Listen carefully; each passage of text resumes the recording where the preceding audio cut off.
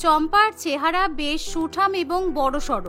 বিশেষত সে জিম করে নিজের বাহু দুটো একেবারে বাহুবলীর মতো বানিয়ে ফেলেছে। তার মুখটা মেয়েদের মতো হলেও চেহারা হয়ে ওঠে পাক্কা ছেলেদের মতো একেবারে পেটানো প্রকৃতির।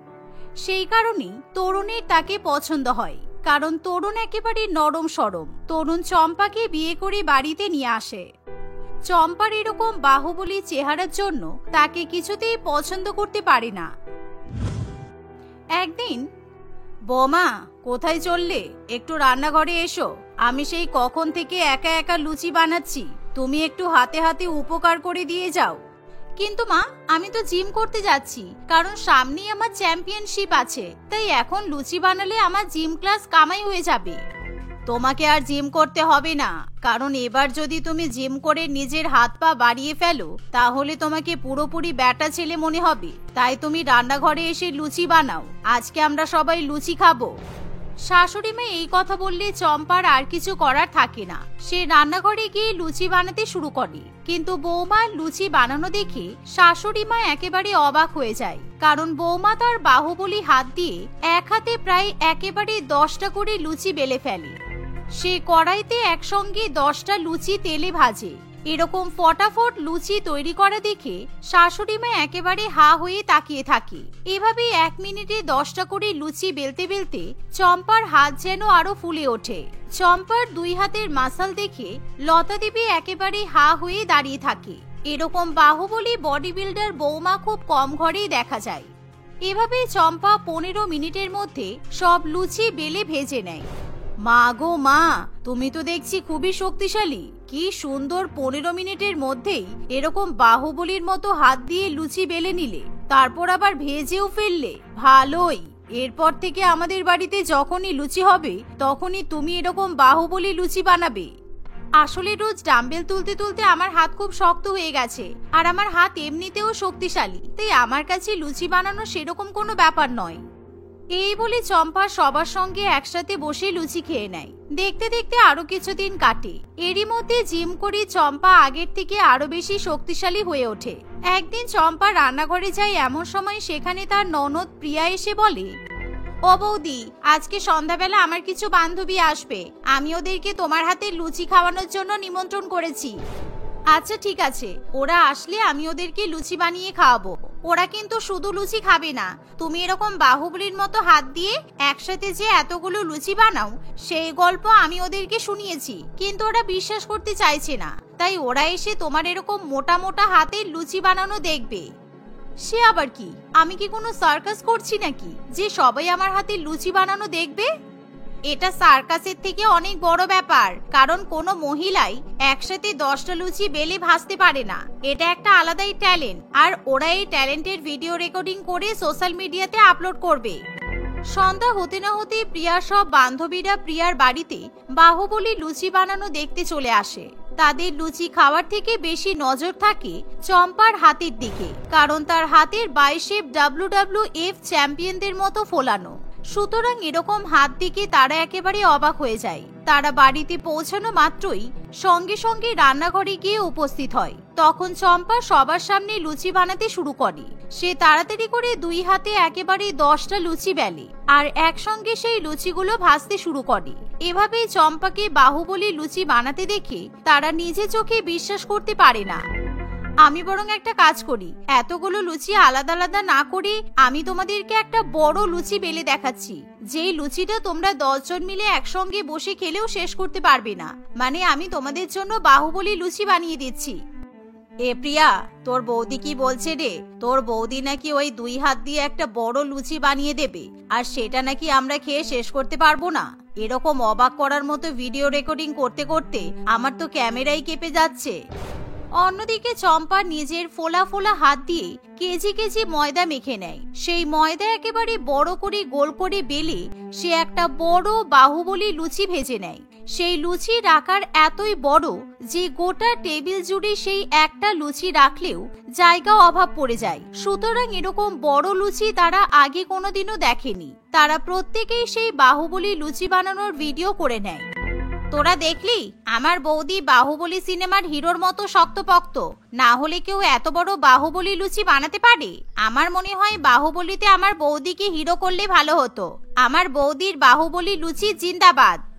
সবাই মিলে চম্পার এরকম লুচি বানানোর ভিডিও বাহুবলী লুচি ক্যাপশন দিয়ে সোশ্যাল মিডিয়াতে আপলোড করতে থাকে। তাই কিছুদিনের মধ্যেই চম্পার এরকম বাহুবলী লুচি ভাইরাল হয়ে যায়। সেই ভিডিও এতটাই ভাইরাল হয় যে সকল দর্শক মিলে চম্পাকে এবার অনেক রকমের মেসেজ করতে শুরু করে, কারণ তাদেরও এরকম ভাইরাল বাহুবলী লুচি বানানোর খুব ইচ্ছা হয়। এমনই একদিন, চম্পা, আমার মাথায় খুব ভালো একটা বুদ্ধি এসেছে। কদিন পর তো তোমার চ্যাম্পিয়নশিপ আছে, আর তুমি এত বড় বড় লুচি বানাচ্ছ, এতে তোমার হাতের তো এক্সারসাইজ হচ্ছে। তাই আমি জানি তোমাকে চ্যাম্পিয়নশিপে চ্যাম্পিয়ন হওয়া থেকে কেউ আটকাতে পারবে না। তবে এর সাথে কিন্তু আমরা আরেকটা কাজ করতে পারি। কি কাজ করতে পারি বলো তো? আমি ভাবছি সোশ্যাল মিডিয়াতে তোমার এরকম বাহুবলী লুচি বানানোর একটা চ্যাম্পিয়নশিপ রাখবো, মানে একটা চ্যালেঞ্জের মতো। ধরো, আমি যখনই সোশ্যাল মিডিয়া খুলি তখনই দেখি সবাই বলে তোমার মতো বাহুবলী লুচি বানাতে চাই, কিন্তু কেউই বানাতে পারছে না, কেননা প্রত্যেকেরই হাত ব্যথা হয়ে যায়। হাত ব্যথা হওয়া তো স্বাভাবিক, কারণ আমি ছোটবেলা থেকে জিম করে করে নিজের হাত অনেক স্ট্রং করে ফেলেছি। তাই আমার কাছে এরকম বড় লুচি বানানো কোনো ব্যাপার নয়। কিন্তু আমার মতো এরকম বাহুবলী লুচি বানাতে গেলে অনেকের অনেক তপস্যা করতে হবে। হ্যাঁ, সেটাই তো ব্যাপার। আমরা এরকম একটা বাহুবলী লুচি বানানো চ্যালেঞ্জ করব, আর সেখানে আমরা চ্যালেঞ্জে পার্টিসিপেট করার জন্য সবার কাছ থেকে অনেক অনেক টাকা নেব। তারপর যে সামান্য বড় লুচি বানাতে পারবে তার সাথে তুমি ক্যামেরার সামনে বাহুবলী লুচি বানানো শেখাবে। তাহলে আমাদের ইনকাম হয়ে যাবে, আর তুমি আরো বেশি ভাইরাল হবে। তরুণের এমন কথা শুনে চম্পা রাজি হয়ে যায়। দেখতে দেখতে এভাবে কিছুদিন কাটে। এরকম একটা বাহুবলী লুচি চ্যালেঞ্জের কথা যখন সোশ্যাল মিডিয়াতে রটে যায়, তখন সবাই এই চ্যালেঞ্জে পার্টিসিপেট করার জন্য ইচ্ছা প্রকাশ করে। তাদের কাছ থেকে তরুণ এবং তার পরিবারও অনেক অনেক টাকা পয়সা নেয়। অনেকেই সেই চ্যালেঞ্জে পার্টিসিপেট করে, কিন্তু কেউ চম্পার মতো অত বড় লুচি বানাতে পারে না। আই এম সরি পার্টিসিপেন্ট, আপনারা কেউ আমার বইয়ের বাহুবলী লুচি বানানোর ধারে কাছে ঘেঁচতে পারেননি, তাই আপনাদের মধ্যে কেউ উইনার নয়। এবার আপনারা বাড়ি যেতে পারেন। সে কি দাদা, আমি তো সবার থেকে বড় লুচি বানিয়েছি, মানে আপনার বউয়ের মতো না হলেও আমি বাহুবলী চ্যালেঞ্জের উইনার হতেই পারি। আমরা এত টাকা দিয়ে চ্যালেঞ্জে পার্টিসিপেট করলাম যাতে আপনার বউয়ের সঙ্গে ক্যামেরা শেয়ার করতে পারি আর বাহুবলী লুচি বানানো শিখতে পারি, কিন্তু আপনি বলছেন আমরা কেউ জিতিনি। না, জেতেননি, কেননা আপনাকে লুচি বানানোর জন্য 2 মিনিট দেওয়া হয়েছিল, সেখানে আপনি 2 মিনিট 1 সেকেন্ড লাগিয়ে দিয়েছেন, তাই আপনিও জেতেননি। এবার আপনারা আসতে পারেন। তরুণ এই কথা বলে তাদেরকে বাড়ি থেকে বার করে দেয়, যার ফলে তাদের সকলেরই খুবই খারাপ লাগে। কিন্তু অন্যদিকে তরুণ এবং তার পরিবারের অনেক অনেক টাকা ইনকাম হয়। তবে এই ব্যাপারটা মোটেই চম্পার ভালো লাগে না। আর কোনো বাহুবলী লুচি বানানোর জন্য চ্যালেঞ্জ করার দরকার নেই তরুণ। চম্পার কথা শুনে তার শ্বশুরবাড়ির লোকেরা ভীষণই রেগে যায়, কারণ তারা চম্পার এরকম বাহুবলী লুচি নিয়ে ব্যবসা করতে চাইছে, কিন্তু চম্পা তাতে রাজি হয় না। এভাবেই দেখতে দেখতে কিছুদিন কাটে, কিন্তু তবুও চম্পার শ্বশুরবাড়ির পরিবার এরকম বাহুবলী লুচি চ্যালেঞ্জ করা বন্ধ করে না। চম্পা তার পরিবারকে কিছু বলতেও পারে না। এমনই একদিন, বৌমা, আজকে তো বাহুবলী লুচি বানানোর সেরকম কোনো চ্যালেঞ্জ নেই, তাই আমি আমার বান্ধবী আর কিছু আত্মীয় স্বজন মহিলাদের নিমন্ত্রণ করেছি। তুমি আজকে সবার জন্য 50টা বাহুবলী লুচি বানাবে, আর সেই 50টা বাহুবলী লুচি বানানোর ভিডিও আমি সোশ্যাল মিডিয়াতে আপলোড করে দেব, কারণ তোমার ভিডিওগুলো অনেক পুরানো হয়ে গেছে আর সেগুলোতে ভিউ আসছে না। কিন্তু মা, আমি এরকম 50টা লুচি একসঙ্গে বানাবো কি করে? হ্যাঁ, আমি মানছি আমার হাতে অনেক জোর আছে, কিন্তু তাই বলে আমি 50টা বাহুবলী লুচি বানাবো? হ্যাঁ বানাবে, কারণ তোমার এই বাহুবলী লুচি হলো আমাদের রোজগারের রাস্তা। এই বলে লতা দেবী সেখান থেকে চলে যায়। এমন সময় চম্পার জিম একেবারে মাথায় উঠে যায়, কারণ তাকে এখন সারাদিন বাহুবলী লুচি বানানোর জন্য ব্যস্ত থাকতে হয়। অন্যদিকে তার চ্যাম্পিয়নশিপও কাছাকাছি চলে আসে, তাই চম্পা সেই দিকে কোনো মন দিতে পারে না। চম্পা রান্নাঘরে গিয়ে একসঙ্গে 50টা বাহুবলী লুচি বানাতে থাকে। কয়েকটা লুচি বানানোর পর থেকেই তার হাতে খুবই ব্যথা করে, কিন্তু তার কথাতে শ্বশুরবাড়ির লোকেরা মোটেই পাত্তা দেয় না। কি ব্যাপার বৌমা, তোমার স্পিড কমে যাচ্ছে কেন? তাড়াতাড়ি 50টা লুচি বানিয়ে ফেলো, কারণ আমি দর্শকদের বলে দিয়েছি আজকে তুমি 10 মিনিটে 50টা বাহুবলী লুচি বানাবে, তাই তোমাকে যে করে হোক এই চ্যালেঞ্জটা কমপ্লিট করতেই হবে। শাশুড়ি মেয়ে এই কথা বললে চম্পার কিছু করার থাকে না। সে তার বাহুবলীর মতো হাত দিয়ে 10 মিনিটে তাড়াতাড়ি 50টা বাহুবলী লুচি বানিয়ে ফেলে। সেই 50টা বাহুবলী লুচি যখন লতা দেবী আত্মীয় স্বজন এবং বান্ধবীদের খেতে দেয়, তখন তাদের চোখ একেবারে কপালে ওঠে, কারণ তারা এত বড় বড় লুচি কোনোদিনও দেখেনি। দেখেছো, তোমরা বিশ্বাস করতে চাইছিলে না আমার বৌমা এতটা ট্যালেন্টেড হতে পারে। তোমরা ভাবছিলে আমরা ক্যামেরার কেরামতি দিয়ে আমার বৌমাকে ফেমাস করে দিয়েছি, কিন্তু তোমরা ভুল ভেবেছিলে। আমার বৌমা সত্যিই বাহুবলী বৌমা, না হলে এরকম বাহুবলীর মতো লুচি বানাতে পারতো না। দেখতে দেখতে আরো কিছুদিন কাটে, কিন্তু প্রায় দিনই অনেক বড় বড় বাহুবলী লুচি বানাতে গিয়ে চম্পার হাতে ভীষণ পরিমাণে ব্যথা হয়। সে ব্যথার চোটে হাত নাড়াতে পর্যন্ত পারে না। আর মাত্র 2 দিন পরেই চম্পার জিমে চ্যাম্পিয়নশিপ আছে। এবার আমি কি করব? আমি যদি চ্যাম্পিয়নশিপে গিয়ে ডাম্বেল তুলতে না পারি, তখন তো আমি হেরে যাব। আর চ্যাম্পিয়নশিপ জেতা আমার তো ছোটবেলার স্বপ্ন। আমার হাতে ভীষণ ব্যথা করছে, আমি এবার কি করে চ্যাম্পিয়নশিপ জিতবো? এই ভেবে চম্পা আর কয়েকদিনের জন্য কোনো মতে বাহুবলী লুচি বানাতে চায় না, কারণ তার হাতের এবার বিশ্রাম দরকার। এভাবেই দেখতে দেখতে 2 দিন কাটে। চ্যাম্পিয়নশিপের দিন চম্পা তার পরিবারকে নিয়ে মাঠে গিয়ে উপস্থিত হয়। সেখানে তারা দেখে যে চম্পার মতো আরো অনেক বাহুবলী মহিলারা দাঁড়িয়ে আছে। তারা সকলেই চম্পার থেকে অনেক বেশি বেশি শক্তিশালী। কিছুক্ষণের মধ্যেই কম্পিটিশন শুরু হয়ে যায়। প্রত্যেকেই বড় বড় 50 কেজি 100 কেজি ডাম্বেল তুলতে থাকে, কিন্তু তাদের তুলনায় চম্পা কিছুই করতে পারে না, কারণ তার হাতে এখনো প্রচন্ড পরিমাণে ব্যথা।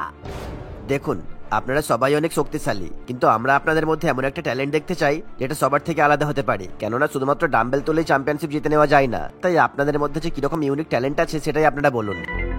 বিচারকদের কথা শুনে সবাই চুপ করে দাঁড়িয়ে থাকে, কিন্তু চম্পা মনে মনে খুবই আনন্দিত হয়, কারণ সত্যি তার মধ্যে একটা আলাদা প্রতিভা আছে, আর যেটা হলো বাহুবলী লুচি বানানো। স্যার, আমি আপনাদেরকে বাহুবলী লুচি বানিয়ে খাওয়াতে পারি, ওটাই আমার ইউনিক ট্যালেন্ট।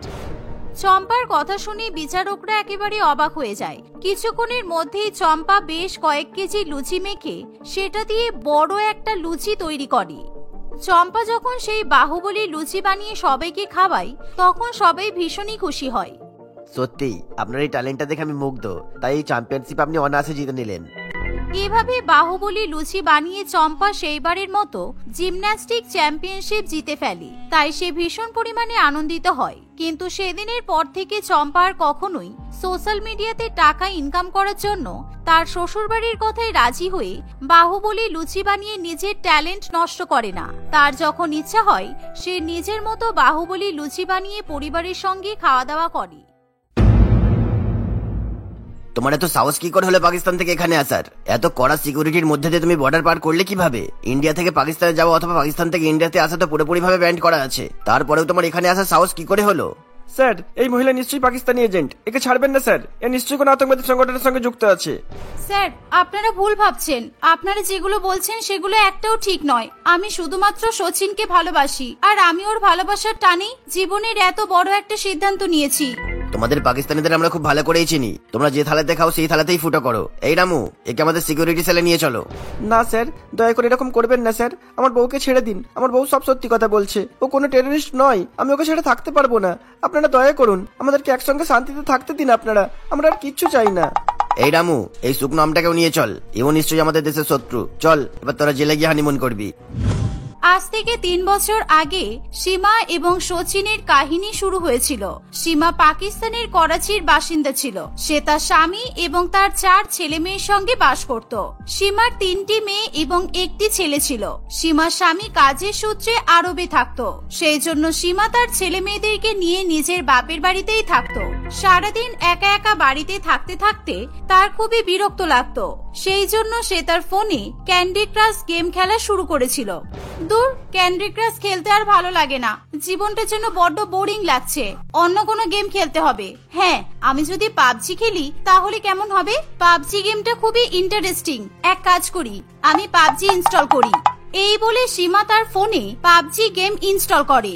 যেহেতু সে পাবজি গেম আগে কখনো খেলেনি, তাই সেই গেম নিয়ে তার কোনো ধারণা ছিল না। সে পাবজি খেলার চেষ্টা চালিয়ে যায়। পাবজি খেলতে খেলতে একদিন গেম পার্টনার হিসেবে তার সচিনের সঙ্গে আলাপ হয়। সচিন একজন ভারতীয় ছেলে ছিল। তারা গেম খেলতে খেলতে নিজেদের মাইক্রোফোন অন রাখে, যাতে তারা নিজেদের মধ্যে কথা বলতে পারে। Hello, how are you? তুমি কোথা থেকে বলছো? মানে তুমি কোথায় থাকো? আমি পাকিস্তানে থাকি। পাকিস্তানের করাচিতে আমার বাড়ি। তোমার বাড়ি কোথায়? তুমিও কি পাকিস্তানে থাকো? না না, আমার বাড়ি তো ইন্ডিয়াতে। ওয়াও, তুমি তাহলে পাকিস্তানে থাকো? Nice to meet you. যাক, অন্য দেশের কারোর সঙ্গে গেম খেলতে তাহলে ভালোই লাগবে। আমাকে তুমি ফ্রেন্ডে অ্যাড করে নাও, তাহলে আমরা স্কোয়াড করে যখন ইচ্ছা গেম খেলতে পারবো। আচ্ছা ঠিক আছে, কিন্তু আমি ভালো পাবজি খেলতে পারি না জানো। আমি নতুন নতুন পাবজি খেলা শুরু করেছি তো, তাই তোমার সঙ্গে পাবজি খেললে আমি তো সবসময় হেরে যাব। আমার জন্য তুমিও হেরে যেতে পারো। তোমার কথা শুনে মনে হচ্ছে তুমি তো পাবজি গেমের প্রো একেবারে। আর তুমি চিন্তা করছো কেন? আমি তোমাকে গেম খেলা শিখিয়ে দেবো তো, তারপর দুজন মিলে ডুও খেলবো। দারুণ মজা হবে। আচ্ছা চলো, আমি তোমাকে গেম খেলা শিখিয়ে দিচ্ছি। এভাবে সচিন ও সীমার মধ্যে বন্ধুত্ব শুরু হয়। তারা দিনের বেশিরভাগ সময় গেম খেলেই কাটায়। আসলে সচিনও সেরকম ভাবে কোনো কাজকর্ম করত না। লকডাউনের আগে সচিন একটা মুদিখানার দোকানে কাজ করত, কিন্তু লকডাউনে সেই দোকান বন্ধ হয়ে যাওয়ায় সচিন তার কাজটা হারিয়ে ফেলে। বাড়িতে বসে থাকতে থাকতে সেও পাবজি খেলা শুরু করেছিল। এখন সে সবসময় সীমার সঙ্গে পাবজি গেম খেলতেই ব্যস্ত থাকে। সচিন, এই সচিন, কখন থেকে তোকে ডাকছি শুনতে পাচ্ছিস না? সারা দিন ঘরের মধ্যে কি করিস তুই? একবার বাইরে বেরিয়ে আয় তো, তোর মুখখানা দেখি। সচিন তার মায়ের ডাকার আওয়াজ শুনে খুবই বিরক্ত হয়। উফ, আমার মা না বড্ড বিরক্ত করে। আচ্ছা সীমা, দাঁড়াও, আমার মায়ের সঙ্গে আমি একটু কথা বলে আসি। তুমি ওয়েট করো। হ্যাঁ হ্যাঁ, আমি অনলাইনে আছি, তুমি তাড়াতাড়ি এসো। দুজনে মিলে আজকে সারাদিন গেম খেলবো। সচিন ফোনটা রেখে তার মায়ের কাছে যায় এবং সে তার মায়ের উপর রাগ দেখাতে শুরু করে। কি হলো মা, তুমি এত চেঁচামেচি করছো কেন বলো তো? কি হয়েছে তোমার? সেই সকাল থেকে একইভাবে শুধু সচিন সচিন করেই যাচ্ছ। সচিন ছাড়া তোমার মুখে কি আর কোনো কথা নেই? তোর কি ফোন ঘাটা ছাড়া আর কোনো কাজ নেই? কোনো কাজকর্ম নেই, কিচ্ছু নেই? সারাদিন বাড়িতে বসে বসে ফোন ঘাটতে থাকিস। কি আছে তোর এই ফোনে বলতো আমাকে? কোনো মেয়ে চক্করে পড়েছিস নাকি? আরে মা, তুমি জানো না আমি ফোনে কি করি? যেখানে কাজ করতাম সেই কাজটা তো আমি হারিয়ে ফেলেছি। এখন আমি ফোনে অনলাইনে কাজ করা শুরু করেছি। সেই জন্য তুমি আমাকে সবসময় ফোনে ব্যস্ত পাবে। তাই আমি যখন কাজ করবো তখন তুমি আমাকে বিরক্ত করবে না, প্লিজ। এই বলে সচিন আবার তার ঘরে চলে যায় এবং ফোনটা নিয়ে সীমার সঙ্গে কথা বলা শুরু করে। হ্যাঁ বলো এবার। আরে আমার মা না সবসময় বিরক্ত করে। আচ্ছা আজকে না গেম খেলতে ভালো লাগছে না। তোমার ফোন নাম্বারটা কি পাওয়া যাবে? ফোন নাম্বারটা অথবা হোয়াটসঅ্যাপ নাম্বার? তাহলে তোমার সঙ্গে আজকে একটু কথা বলতাম আর কি। আসলে তোমাকে আমি আজকে দেখতে চাই, তাই একটু ভিডিও কল করে কথা বলতাম আর কি। মানে তোমার যদি প্রবলেম না থাকে তাহলেই, আমি তোমাকে জোর করবো না। না না, আমার কি প্রবলেম হবে? আমার কোনো প্রবলেম নেই। ঠিক আছে, আমি ফোন নাম্বার দিচ্ছি, তুমি আমাকে ভিডিও কল করো। এভাবে সচিন সীমার কাছ থেকে ফোন নাম্বার নিয়ে তাকে ভিডিও কল করে কথা বলতে থাকে। প্রথমবার ভিডিও কলে কথা বলে তারা দুজনে একে অপরকে খুবই পছন্দ করে। সচিনের বয়স ছিল মাত্র 20 বছর। অন্যদিকে সীমার বয়স 35 বছর হলেও তাকে দেখে তার বয়সের অনুমান করা যেত না। তারা দুজনেই একে অপরের ব্যাপারে জানার চেষ্টা করে। আচ্ছা সীমা, তোমাদের বাড়িতে কে কে থাকে? মানে তুমি ছাড়া তোমার বাড়িতে আর কে কে আছেন? আমি তো এখন আমার বাবার বাড়িতে আছি। আমার 4টি ছেলে মেয়েকে নিয়ে আমি অনেকদিন আগে এখানে চলে এসেছি। আমার বর আসলে আরবে কাজ করে। আমার অনেক দুঃখের কাহিনী আছে জানো। বাবা মা জোর করে আমার বিয়ে দিয়ে দিয়েছিল। বিয়ে করে সুখের সংসার আমি কখনোই করতে পারিনি। সীমার কথা শুনে সচিন একেবারে অবাক হয়ে যায়। কি বলছোটা কি তুমি? তুমি বিবাহিত? তোমার আবার 4-4টে বাচ্চাও আছে? এ বাবা, তোমাকে তো দেখে সেটা বুঝতেই পারিনি। তোমাকে দেখে তো আমার আনম্যারিড মেয়ে বলেই মনে হয়েছিল। হ্যাঁ, আমি চাইলেই তোমাকে মিথ্যা কথা বলতে পারতাম, কিন্তু আমি তো তোমাকে সব সত্যি কথা বলে দিয়েছি। আসলে তুমি আমার কাছের একজন। এবার হয়তো তুমি আমার সঙ্গে আর কথা বলবে না, আমার সঙ্গে হয়তো গেমও খেলবে না। আমি বিবাহিত, তুমি তো জেনে গেছো এখন। আচ্ছা, আমি আমার বাচ্চাদেরকে তোমাকে ভিডিও কলে দেখাচ্ছি, ঠিক আছে? আমার 3টে ছেলে আর একটা মেয়ে আছে। এভাবে সীমা তার ছেলে মেয়েদেরকে ভিডিও কলে দেখায়। ধীরে ধীরে সময় অতিবাহিত হতে থাকে।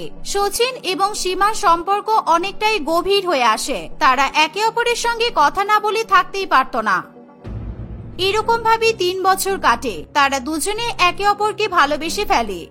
একদিন হঠাৎ করে সীমার বাবা মৃত্যুবরণ করে। সীমা তার বাবাকে হারিয়ে খুবই ভেঙে পড়ে। সীমার দুঃখের কথা শুনে সচিনও তার দুঃখের সমবেদনা প্রকাশ করে। তোমাকে আমি দুঃখে কষ্টে দেখতে পারবো না সীমা, তুমি আমার কাছে চলে এসো। তুমি আর আমি একসঙ্গে থাকবো। তোমাকে আগে পিছে ভাবার আর কোনো দরকার নেই। এরকম বললে কিভাবে হবে সচিন? তুমি তো ভালো করেই জানো আমি একা নই, আমার 4টে ছেলে মেয়ে আছে। এদেরকে ছেড়ে আমি কিভাবে যাব? ওদেরকে ছাড়া আমি কোথাও যেতে পারবো না। আমি ওদেরকে ছেড়ে আসতে বলছি কোথায় তোমাকে? তুমি তোমার ছেলে মেয়েকে নিয়ে ভারতে চলে এসো, তারপর যা করার আমি বুঝে নেব। তুমি তোমার পাসপোর্ট ভিসা বানানোর জন্য ব্যবস্থা করো। সচিনের কথা শুনে সীমা খুবই খুশি হয়। সে ইন্ডিয়াতে যাওয়ার প্রস্তুতি শুরু করে। 2-1 মাসের মধ্যে পাসপোর্ট ভিসা তৈরি হয়ে গেলে সীমা ইন্ডিয়াতে রওনা দেয়। সে নেপালে তার 4 ছেলে মেয়েকে নিয়ে এসে উপস্থিত হয়। সচিন উত্তরপ্রদেশ থেকে নেপালে চলে যায়। তারা দুজনে সেখানে বিয়ে করে। আমাদের তো বিয়ে হয়ে গেছে সীমা, আর কোনো চিন্তা নেই। কিন্তু তোমাকে তোমার ওই লুক পরিবর্তন করতে হবে। তুমি আমাদের ভারতীয় মহিলাদের মতোই শাড়ি পরো। তোমাকে দেখে যেন কেউ কোনো রকম ভাবে বুঝতে না পারে যে তুমি পাকিস্তান থেকে এসেছো। তোমাকে একদম ভারতীয় মেয়েদের মতোই থাকতে হবে। কি তুমি পারবে তো? তোমার জন্য যখন আমি পাকিস্তান থেকে এত দূরে ইন্ডিয়াতে আসতে পেরেছি, তখন আমি তোমার জন্য এইটুকু করতে পারবো না? ঠিক আছে, আমি আমার বাড়ির আশেপাশে একটা ভাড়া বাড়ির ব্যবস্থা করব। আপাতত আমরা ওখানেই থাকবো। যদি তোমাকে কেউ তোমার অ্যাড্রেস জিজ্ঞাসা করে, তাহলে তুমি উত্তরপ্রদেশেই থাকো বলবে। তুমি যে পাকিস্তান থেকে এসেছো এটা ভুল করেও কাউকে যেন কখনো বলো না। এভাবেই তারা তাদের প্ল্যান মতো সবকিছু গুছিয়ে নেয়। সীমা একেবারে ভারতীয় মহিলাদের মতোই সাজগোজ করে। সচিনের বাড়ি ছিল উত্তরপ্রদেশের রঘুপুরা নামক এক জায়গায়। সচিন তার বাড়ির আশেপাশে একটা ভাড়া বাড়ির ব্যবস্থা করে। সেখানে সে সীমা এবং তার 4 ছেলে মেয়ের সঙ্গে বসবাস করা শুরু করে। সীমাকে কেউ কিছু জিজ্ঞাসা করলে সে সবসময় নিজের ব্যাপারে মিথ্যা কথা বলে। কিন্তু ধীরে ধীরে এক এক করে আশেপাশের মানুষজন তাদের কথা জানতে পারে। শুধু তাই নয়, সীমা একদিন সচিনের সঙ্গে টিকটক ভিডিও করে সোশ্যাল মিডিয়াতে আপলোড করে। 20 বছর বয়সী এরকম একটি ছেলের সঙ্গে 35 বছর বয়সী মহিলার এরকম একটা জুটির ভিডিও খুবই ভাইরাল হয়। তাদেরকে দেখে অনেকের মনেই নানান রকম প্রশ্ন জাগে। শুনেছো মোহনা দিদি, আমাদের বাড়ি রয়েছে ওই রোগামতো ছেলেটা, ওর বউটা নাকি পাকিস্তান থেকে এসেছে। এতদিন পর্যন্ত আমাদের সবাইকে মিথ্যা কথা বলেছে। আমার প্রথম দিনেই ওদেরকে দেখে সন্দেহ হয়েছিল। ছি ছি ছি, লাজ লজ্জা বলে কোনো জিনিস নেই। এইটুকু একটা বাচ্চা ছেলের সঙ্গে ওরকম একজন মহিলা কিভাবে বিয়ে করলো? আর ওই 4টে ছেলে মেয়ে তো সচিনের বলে মনে হয় না। আমার তো মনে হচ্ছে ওই মহিলা 4টে বাচ্চা কাচ্চাকে নিয়েই সচিনকে বিয়ে করেছে। এভাবে সচিন এবং সীমাকে নিয়ে চারিদিকে কানাঘুষো শুরু হয়ে যায়। তাদেরকে নিয়ে সোশ্যাল মিডিয়াতে আরো অনেক রকমের ভিডিও দেখতে পাওয়া যায়। এইভাবেই তারা দুজনে খুবই ভাইরাল হয়ে ওঠে। এমনকি সচিনের বাবা মাও সচিন ও সীমাকে সাপোর্ট করে। তাদের বাড়ির লোকেরা সচিন ও সীমার সিদ্ধান্তকে মেনে নেয়। সচিন তার বউকে নিয়ে তার পরিবারের সঙ্গে বাস করা শুরু করে। একদিন কিছু রিপোর্টার ইন্টারভিউ নেওয়ার জন্য তাদের বাড়িতে আসে। হ্যালো, আজকে আমরা তোমাদের কেমন একটা লাইভ স্টোরির ব্যাপারে শোনাবো। এরকম লাভ স্টোরি আপনারা এর আগে কখনোই শোনেননি। এখন আমরা আছি সীমা হায়দার আর সচিনের কাছে। সীমা, যে কিনা পাকিস্তান থেকে এসেছে শুধুমাত্র সচিনের জন্য। কিভাবেই বা এদের আলাপ হলো আর কিভাবে এনারা বিয়ে করলো, চলুন আমরা সবকিছু একে একে জানার চেষ্টা করি। দেখুন, আমি যেটা প্রথমেই বলতে চাই, আমাদের দুজনকে এক করার পেছনে কেবলমাত্র একটা জিনিসই আছে, সেটা হলো পাবজি। এই পাবজিটাই আমাদের জীবনের লাভ জিতে পরিণত হয়েছিল। আশা করছি ব্যাপারটা বুঝতেই পারছেন। আমরা পাবজি খেলতে খেলতে একে অপরকে ভালোবেসে ফেলেছিলাম, আর সেই জন্যই আমরা সমস্ত বাধা বিপত্তি পেরিয়ে দুজনে এক হয়ে গেছি। এখন আমরা একসঙ্গে থাকতে চাই। খুব সাধারণভাবেই সুখে থাকতে চেয়েছিলাম, কিন্তু আমরা যে কখনো এতটা ভাইরাল হয়ে যাব এটা আমরা ধারণাও করতে পারিনি। ওয়াও, আপনাদের প্রেমের কাহিনী কিন্তু দুর্দান্ত ইন্টারেস্টিং। পাবজিকে কি আপনারা তাহলে লাভ জিতে পরিণত করেছেন? আচ্ছা, আপনাদের প্রেমের গল্প আরো কিছুটা শোনা যাক। তাহলে বলুন তো, আপনাদের মধ্যে কে ভালো পাবজি খেলে? আগে আমি ভালো করে গেম খেলতে পারতাম না। সচিন আগে ভালো গেম খেলতে পারতো, কিন্তু এখন আমি সচিনের থেকেও ভালো গেম খেলতে পারি। আর তার চেয়েও বড় কথা হলো, এখন আমরা গেম খেলি না, এখন তো আমরা মন দিয়ে সংসার করছি। এভাবে রিপোর্টারদের মাধ্যমে সীমা এবং সচিনের প্রেমের কাহিনী আরো দ্রুত গতিতে চারিদিকে ছড়িয়ে পড়ে। পুলিশের কাছে এমন খবর যেতেই পুলিশ সীমার উপর সন্দেহ করা শুরু করে। তারা সীমাকে পাকিস্তানি এজেন্ট মনে করে এবং পুলিশ বাহিনী সীমাদের বাড়িতে এসে তাদেরকে পাকড়াও করে। সেই সাথে তাদেরকে নানান রকম ভাবে প্রশ্ন করতে থাকে। সীমা এবং সচিনের উপর সন্দেহবশত পুলিশ বাহিনী তাদেরকে সিক্রেট সেলে নিয়ে যাওয়ারও বন্দোবস্ত করে। আমরা কোথাও যাব না, আপনাদের প্রবলেমটা কি? আমরা সবটাই তো সত্যি কথা বললাম, তারপরেও আপনারা কেন বিশ্বাস করছেন না? আপনারা আমার কিচ্ছু করতে পারবেন না। আমি ভারতীয় ছেলেকে বিয়ে করে ভারতীয় হয়ে গেছি। পাকিস্তানের সঙ্গে আমার আর কোনো যোগাযোগ নেই, আর আমি কখনো পাকিস্তানে ফিরেও যাব না। আমাকে মরতে হলে আমি এখানেই মরবো। তোমাদের অনেক অপরাধ আছে। তুমি এর আগে তোমার পরিবারের ব্যাপারে অনেক মিথ্যা কথা বলেছো। তোমার দাদা পাকিস্তানি আর্মিতে আছে, তোমার কাকা নেভি আর্মিতে আছে। এগুলো জানার পর তোমাকে নিয়ে আমাদের অনেক সন্দেহ বেড়ে গেছে। আমাদের বিশ্বাস তোমাকে নিয়ে তদন্ত করলে আরো অনেক কিছুই বেরিয়ে আসবে। এভাবেই পুলিশ সীমা এবং সচিনকে সিক্রেট সেলে নিয়ে চলে যায়। সেখানে তাদেরকে নজরবন্দি করে রাখা হয়। পুলিশ বাহিনী নানান রকম তদন্ত করে সবকিছু জানার চেষ্টা করে। তারা সীমার ব্যাপারে সেরকম খারাপ কোনো তথ্য উদ্ধার করতে পারেনি, তাই তারা সীমা এবং সচিনকে মুক্ত করে দেয়। সীমা ও সচিন আবার তাদের পরিবারের সঙ্গে একসঙ্গে থাকা শুরু করে, কিন্তু পুলিশ বাহিনী তাদেরকে মুক্ত করে দেওয়ার পরও এখনো পর্যন্ত তাদের উপর কড়া নজর রাখা হতো।